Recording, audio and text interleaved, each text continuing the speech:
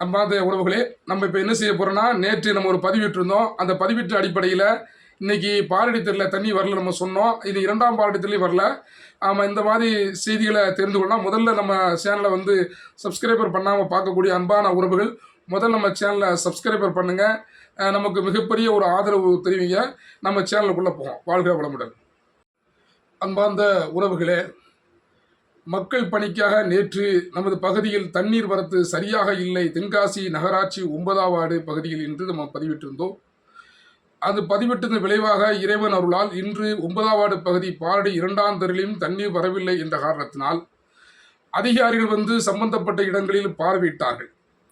பார்வையிட்ட பிறகு அந்த பகுதி மக்கள் குறைகளை கேட்டறிந்து அது சரி செய்வோம் என்ற அதிகாரிகள் இந்த 10 நாட்களில் சரி செய்வோம் என்று வாக்குறுதி கொடுத்தனர்.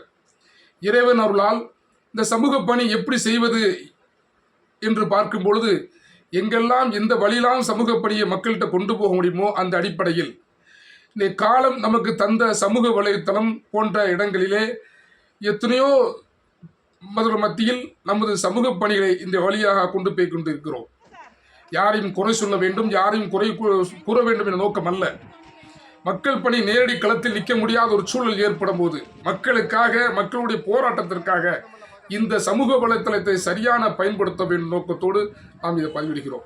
அன்பான உறவுகளே, தென்காசி நகராட்சி சார்பில் பல்வேறு இடங்களில் மக்களுக்காக மக்கள் பணி ஆற்றி இன்னைக்கு இறைவன் அருளால் அப்பொருள் இல்லாத இடங்கள் கூட நகர்மன்றம் இன்னைக்கு தண்ணீர் இன்னைக்கு கொடுத்துருக்காங்கன்னா மறக்க முடியாத ஒரு நன்றி கடன்பட்டு இந்த மக்கள் பட்டிருக்காங்க. எப்படி அப்படின்னா, தென்காசியில் அப்பொருள் இல்லாத இடங்களில் நகர்மன்றத்தில் 33 வார்டு கவுன்சிலரும் தீர்மானத்தோடு ஆதரித்து இன்றைக்கு அந்த தீர்மானம் நிறைவேற்றப்பட்டு அப்பொருள் இல்லாத தென்காசி நகரம் முழுவதும் இன்னைக்கு தண்ணீர் வரத்து பெய்து கொண்டிருக்கு. அதற்காக நம்முடைய தென்காசி நகர்மன்ற தலைவர் அண்ணன் சாதிர் அவர்களுக்கும் அவளை சார்ந்த அனைத்து வார்டு கவுன்சிலருக்கும் நமது சேனல் சார்பாக மிக மிக நன்றியை தெரிவித்துக் கொள்கிறோம். அதே வேளையில் தென்காசி 9ஆம் வார்டு பகுதியில், அதாவது பாரடி 2ஆம் தெரு விரிவாக்கம் செய்யப்பட்ட மதினா நகர் என்ற பகுதியில் புதிதாக மக்கள் குடியேறி 20 ஆண்டுகளுக்கு மேலாக, 15 ஆண்டுகள் 20 ஆண்டுகளுக்கு மேலாக மக்கள் போராட்டத்தின் விளைவாக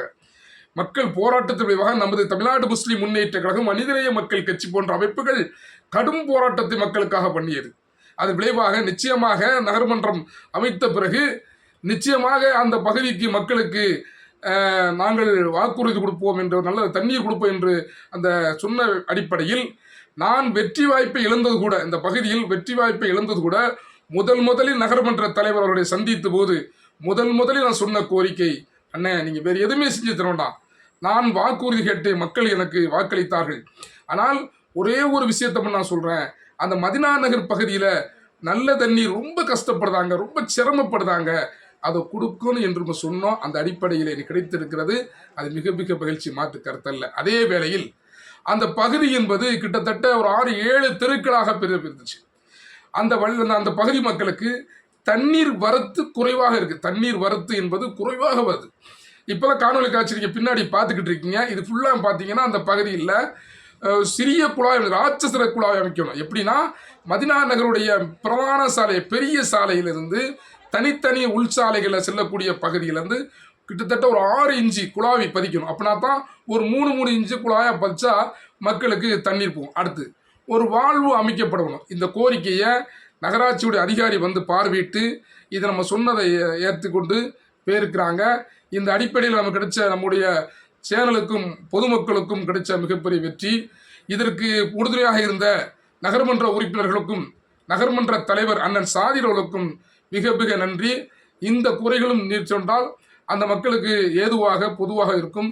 அன்பார்ந்த உறவுகள், நமது சேனலை சப்ஸ்கிரைபர் பண்ணுங்க, கமெண்ட் பண்ணுங்க. இந்த செய்தி சேனல் முழுக்க சமூகம் சார்ந்த செய்தி, சமூக மக்களுக்காக பாரபட்சம் இல்லாமல் எல்லோருக்கும் ஏற்றமான இந்த சமூக மக்களுக்கு ஒரு சேனலாக நம்ம கொண்டு போகிறோம். அதற்காக இந்த சேனலை சப்ஸ்கிரைபர் பண்ணுங்க. வாழ்க வளமுடன்.